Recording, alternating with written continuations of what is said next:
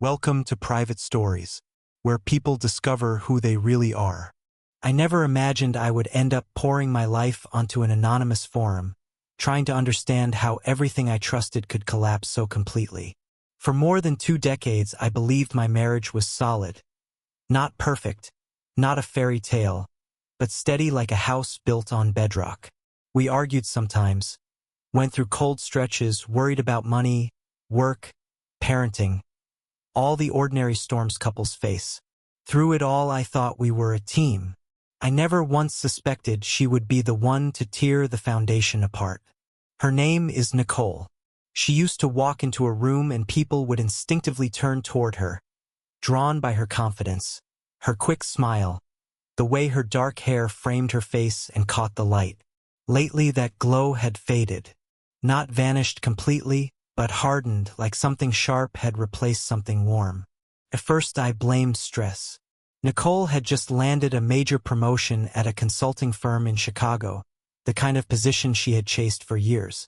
Long hours, constant travel, pressure from executives. It made sense she would be exhausted. She talked often about her boss, a man named Victor Langford. Victor thinks this. Victor wants that. Victor says the client meeting has to move. I barely registered it. Work talk is work talk. Or so I believed. About 7 months ago, the pattern of our life began to change. Nicole started leaving before sunrise, dressed in sleek tailored suits, heels clicking across the hardwood floor while I was still pouring coffee. She returned long after dark, sometimes smelling faintly of expensive perfume that was not the one she kept on her dresser. Her phone never left her hand. Even at dinner, her eyes flicked down to the screen, thumbs moving quickly, a private smile appearing and disappearing like a secret she could not fully hide. I told myself she was just busy, ambitious, driven. I wanted to be proud of her, not suspicious. But then she began to drift away emotionally. Conversations became clipped, mechanical, like small talk between strangers waiting in line. If I asked how her day went, she answered with one word. Fine. Busy. Tiring.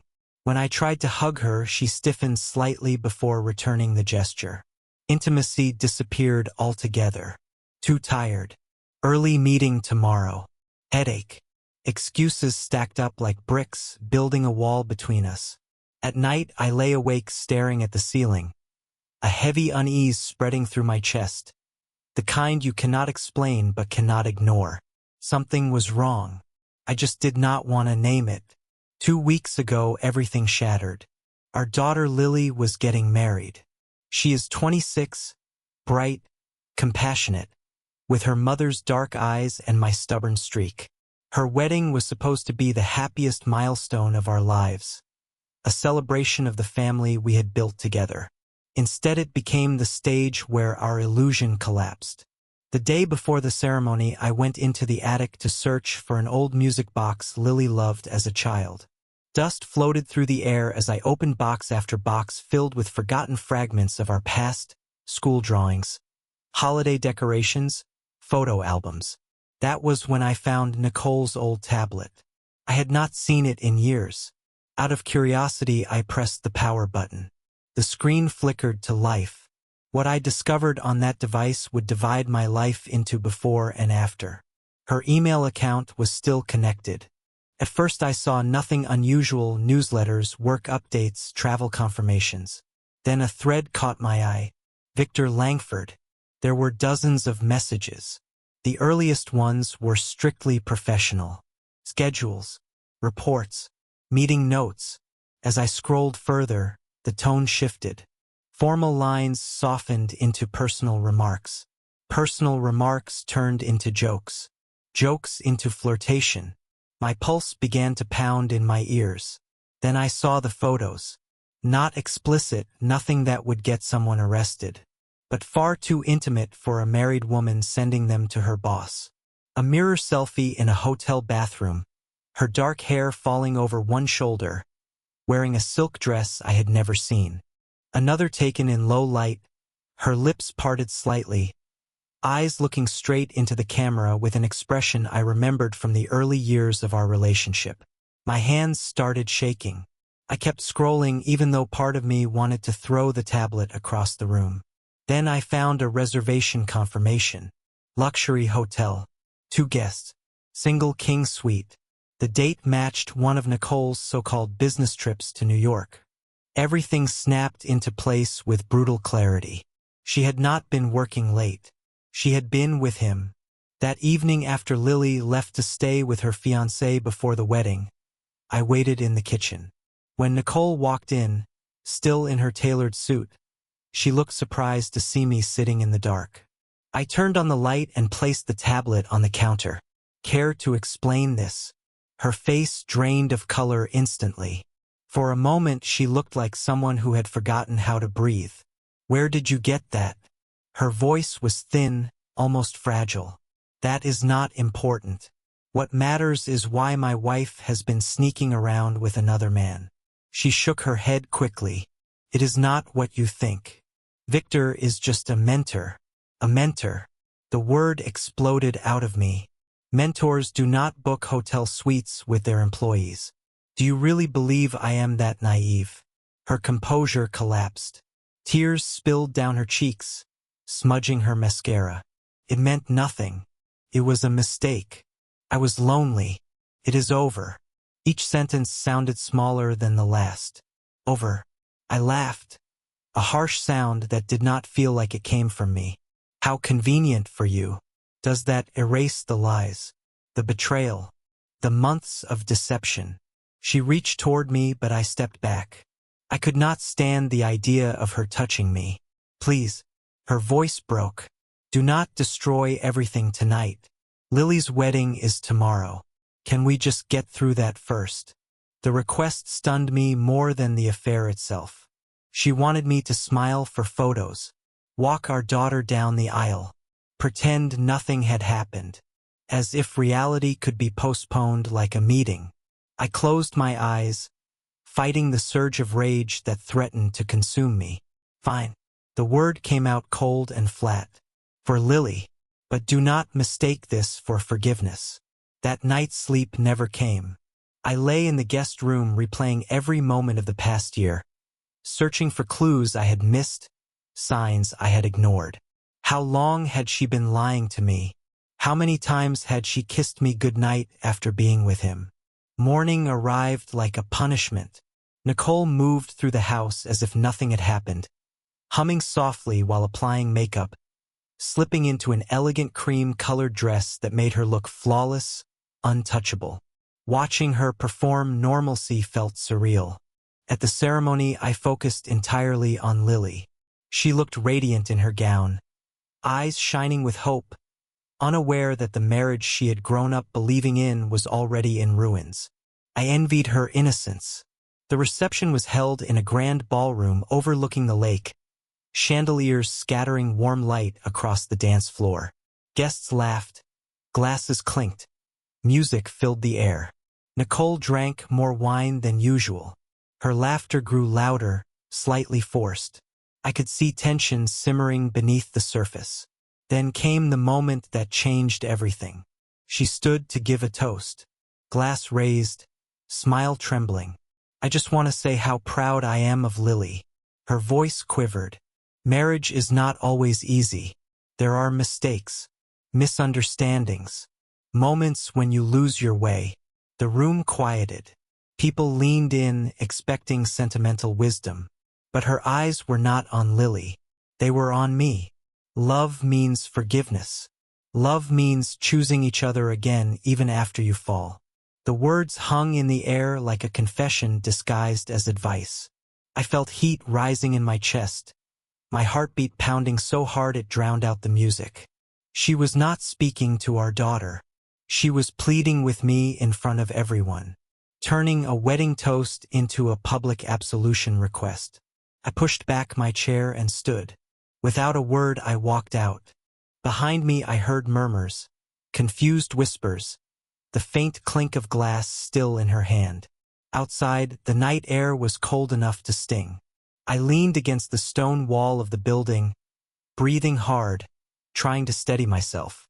In that moment, I understood something with absolute certainty. There was no going back. Whatever we had once been was over. And Nicole had just made our private disaster impossible to hide. I did not realize how hard I was shaking until I tried to unlock my phone and nearly dropped it onto the pavement. The cold air felt sharp in my lungs, like I had been underwater too long and had surfaced too fast. Footsteps approached behind me. Ethan. It was Daniel, my new son-in-law, still in his tuxedo, concern written all over his face. Are you okay? I forced a tight smile that probably looked more like a grimace. Just needed some air. He hesitated, clearly not convinced. Lily is asking for you. The father-daughter dance is about to start. The words hit me like a punch. Of course, no matter what Nicole had done, this night belonged to my daughter.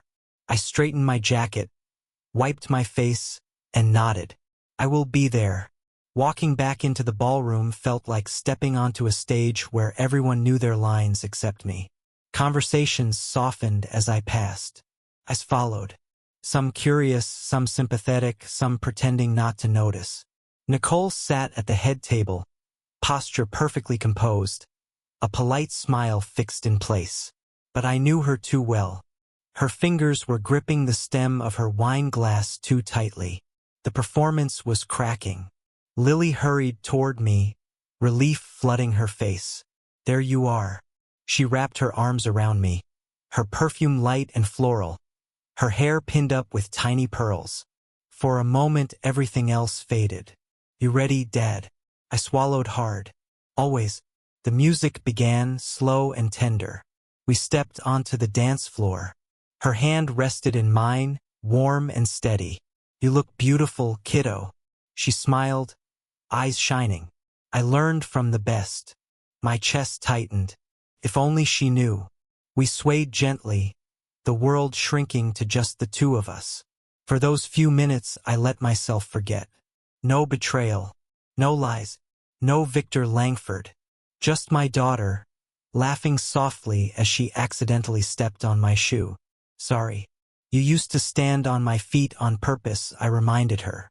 She laughed. Yeah, because you never complained. When the song ended, she hugged me tightly, holding on a second longer than usual. Love you, Dad. Love you too. I returned to the table with a hollow feeling settling back into my chest. Nicole avoided my gaze completely. She sipped wine, spoke to guests, smiled at the appropriate moments, as if nothing had happened, as if she had not detonated a bomb in the middle of the reception. By the time the night ended, exhaustion weighed on me like concrete. Back at the house, silence filled every room. Lily and Daniel had already left for their honeymoon. Nicole stood in the kitchen still wearing her dress, barefoot now, holding another glass of wine. The normalcy of the scene felt grotesque. What was that speech? My voice was low but sharp. She set the glass down carefully, buying herself time. I was trying to be honest. Honest. I almost laughed. You call that honesty? You turned our daughter's wedding into a public therapy session. Her eyes flashed. I was trying to show you that I regret what happened. You regret getting caught. Her jaw tightened. That is not fair. Nothing about this is fair. You cheated. You lied. You humiliated me in front of everyone. She crossed her arms defensively. I did not mean to humiliate you. Then what did you mean to do? Fix things. The word echoed hollowly. You think vague apologies hidden inside a toast fix a marriage. She had no answer. Silence stretched between us, heavy and suffocating. That night I slept in the guest room. If sleep was even the right word. I stared at the ceiling for hours, replaying everything over and over. By morning a strange calm had settled over me. Not peace. Resolve. If Nicole thought she could manipulate this situation, she was wrong. I needed proof. Not emotions. Not arguments. Facts. While she was out running errands, I began searching. Her laptop was password protected, but she had never been careful about security. Within minutes I was inside. Emails. Travel confirmations. Expense reports. Then I opened her desk drawer. Inside were neatly organized folders. Receipts from upscale restaurants, boutique hotels, airline tickets, all in her name, and Victor Langford's. My stomach twisted. This was not just an affair. She had used our joint finances to fund it. Thousands of dollars, maybe more. I photographed everything, hands trembling but movements precise. Evidence. Leverage. When she came home that evening, she greeted me with a careful smile. How was your day? Productive.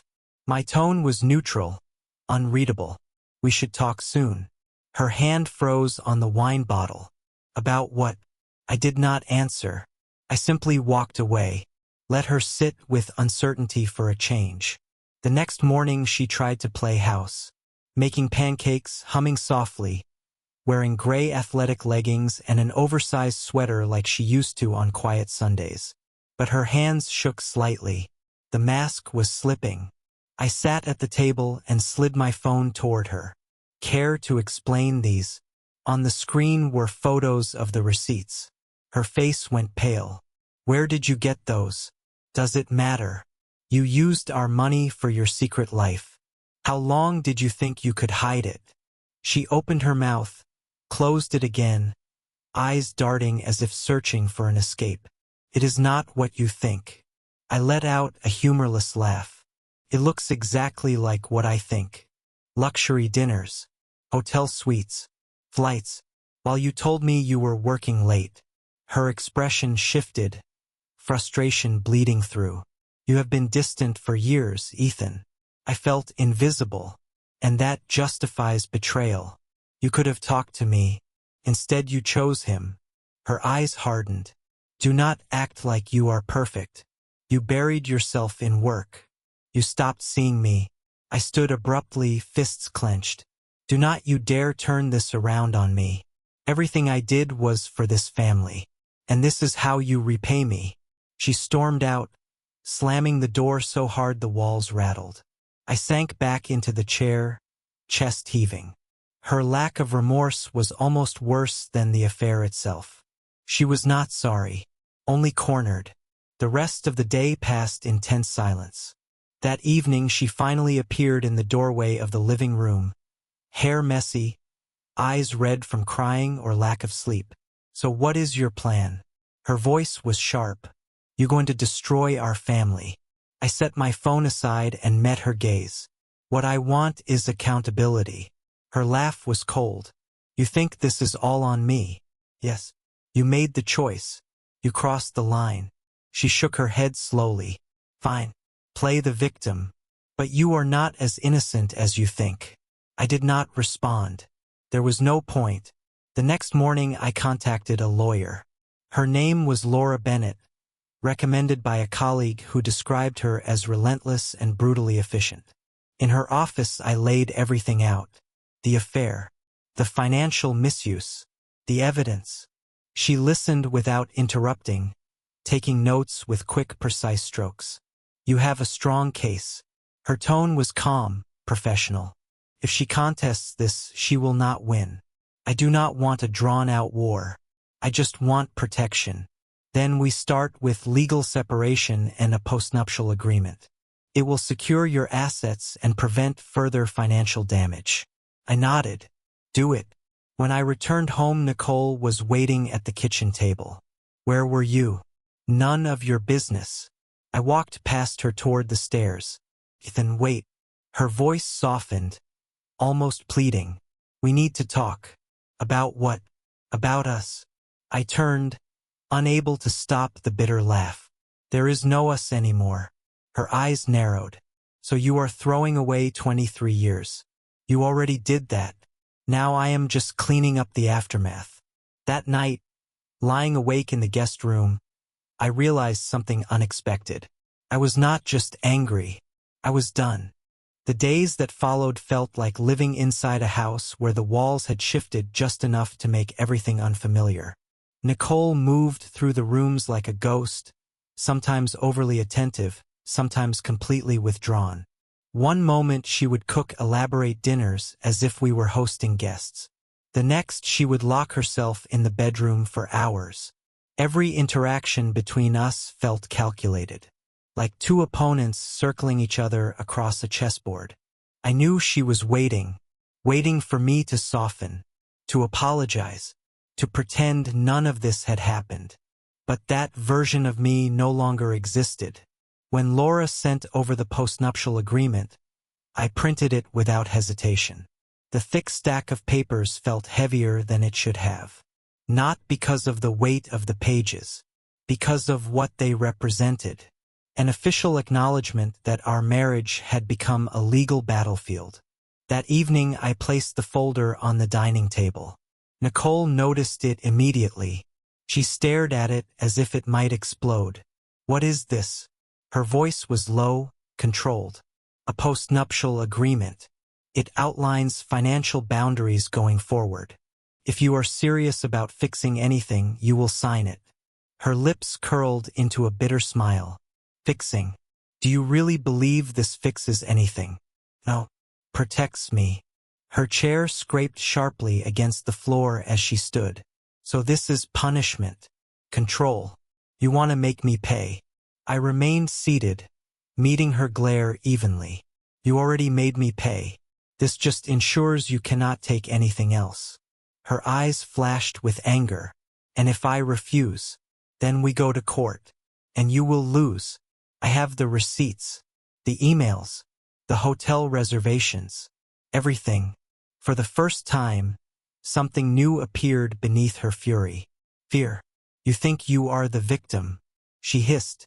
"You have not exactly been a model husband." "Stop." My voice cut through the room like glass. "This is not about me.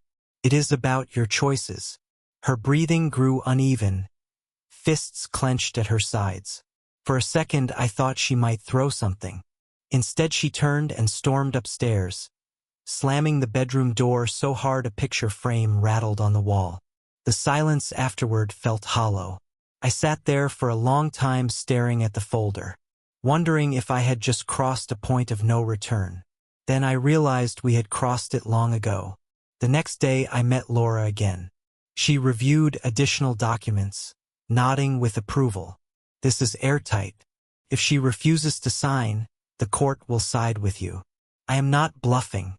"Good, because she will test you." When I came home that evening, Nicole was sitting at the kitchen table.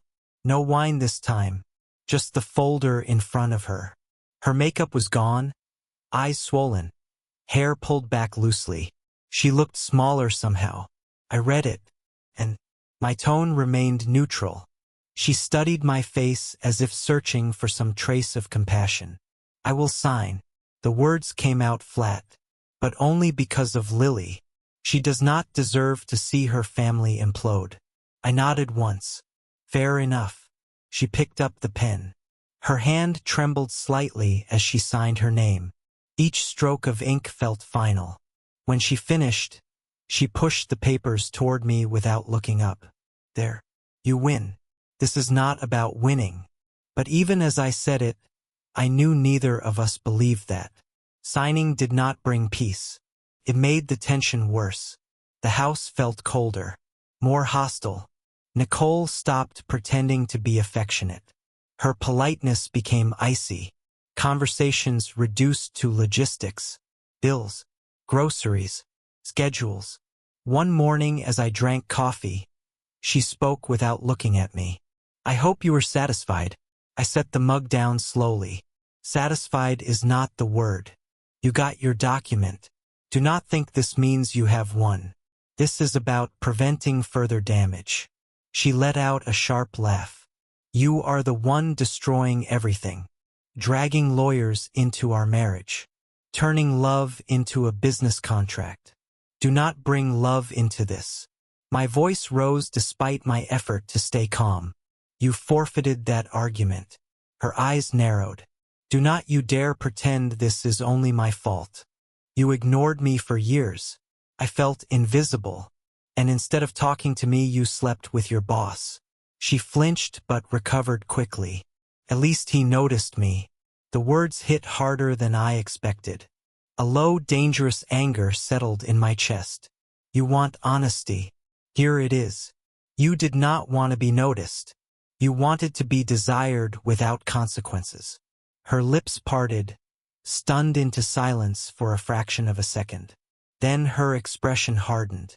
If you keep pushing me, I will tell Lily everything. My blood ran cold. You would not. Would not I? Her gaze was sharp, challenging. You think she does not already know something is wrong? That threat changed everything. Until that moment, I had been fighting to protect myself. Now I was fighting to protect my daughter. Go ahead, I said quietly, but remember, I am the one with proof. If this goes public, the truth comes with it. For a brief instant, uncertainty flickered across her face. Then she shrugged and walked away. That night's sleep refused to come. Nicole had always been intelligent, persuasive, skilled at shaping narratives. But she had underestimated one thing. I was no longer willing to play along. The next day I called Lily. She answered on the second ring, voice bright with excitement. Dad, you would not believe this beach. I closed my eyes, grateful she could not see my expression. Tell me everything. She described turquoise water, white sand, candlelit dinners with Daniel. For a few minutes I could pretend nothing was wrong. Then her tone shifted. Dad. Yes, sweetheart. Is everything okay with you and Mom? My chest tightened painfully. Why do you ask? She hesitated. At the wedding she sounded strange, like she was talking about something else. And lately when I call she seems off. I chose my words carefully.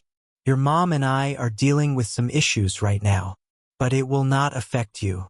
Are you sure? I am sure. Another pause. Okay. But promise you will tell me if something is wrong. I swallowed hard. I promise. After we hung up, anger surged through me. Despite all my efforts, Nicole's actions were already reaching her. That was the final line. That night I found Nicole in the living room scrolling through her phone, dressed in loose home clothes, looking completely ordinary, as if she had not detonated our lives. Without a word, I placed a thick folder on the coffee table. She glanced at it irritably. What now? Everything. The evidence. Every receipt. Every message. Every hotel booking. Proof. Her fingers tightened around her wine glass. Why are you doing this? To protect myself. And Lily. Her laugh sounded brittle. What are you going to do? Take this to court. If necessary. You would drag our daughter into this. I leaned forward, voice steady. You dragged her into this the moment you decided your affair mattered more than your family. The next morning, the final step was set in motion. Laura filed for legal separation, citing infidelity and financial misconduct. When the papers were delivered, Nicole's composure finally cracked. Her hands trembled as she read them. So this is how it ends. Her voice was hollow. No, I replied quietly. This is how you chose for it to end. The weeks that followed blurred into a relentless cycle of legal meetings, paperwork, and a silence so heavy it seemed to press against my ears. Nicole tried everything. Tears, anger, charm, cold indifference. One day she would beg me to reconsider, standing in the doorway with red, swollen eyes, voice trembling as she spoke about memories and shared history. The next she would move through the house as if I were nothing more than a stranger renting a room. But the evidence did not change. Facts have a brutal kind of patience. They simply exist. Eventually Lily learned the truth. Not from Nicole's threats, not from gossip, but because I could not keep lying to her anymore. She came over one evening unexpectedly, suitcase still in the trunk, eyes already glossy as if she sensed what was waiting. Dad. Her voice wavered. What is going on? I gestured for her to sit. The words felt like shards in my throat. Your mother had an affair. The silence that followed was absolute. Then her face crumpled. With who? Her voice was barely audible. Her boss. She covered her mouth, tears spilling instantly. No, that cannot be true. I moved closer, wrapping my arms around her as she shook. I wish it was not. I had no idea. She whispered against my shoulder. I am so sorry. You have nothing to apologize for. None of this is your fault. She pulled back, wiping her eyes. What happens now? I exhaled slowly. We are separating. Her gaze dropped to the floor. I always thought you two would grow old together. So did I. For a long time we simply sat there. Eventually she leaned against me again, like she used to when she was a child afraid of thunderstorms. You will be okay, Dad. I managed a small smile. I will be. When she left that night, the house felt unbearably empty, but also strangely honest. No more pretending.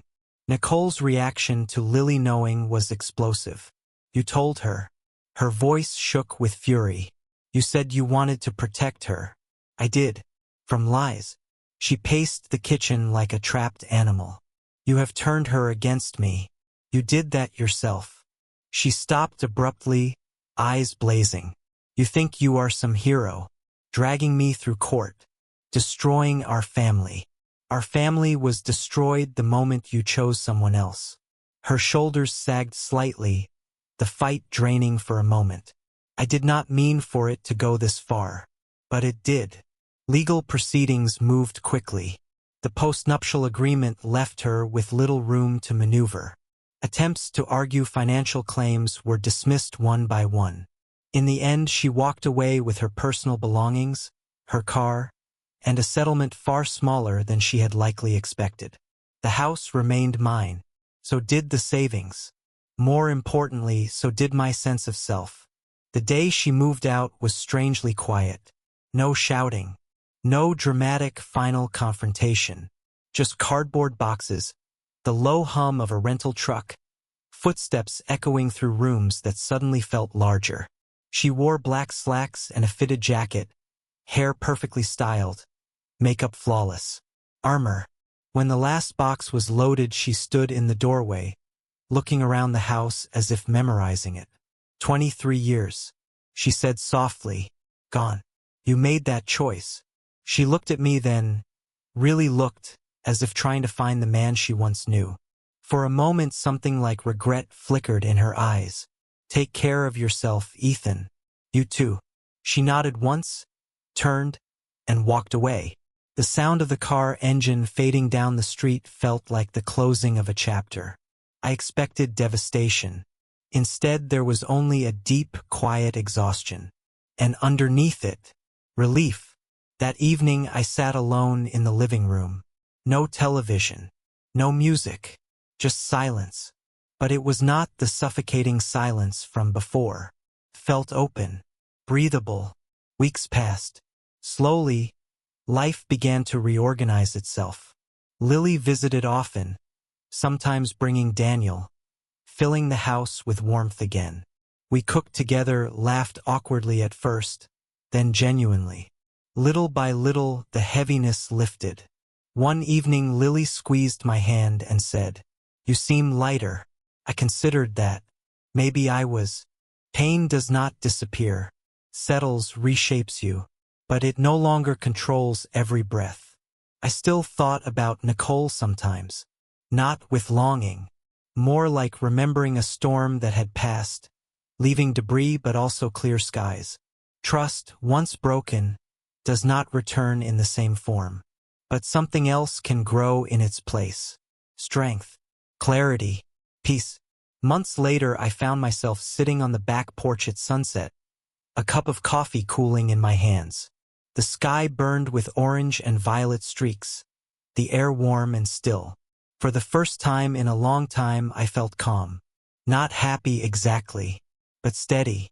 I had survived. She had shattered our marriage. But she had not shattered me. And in the end, that was enough.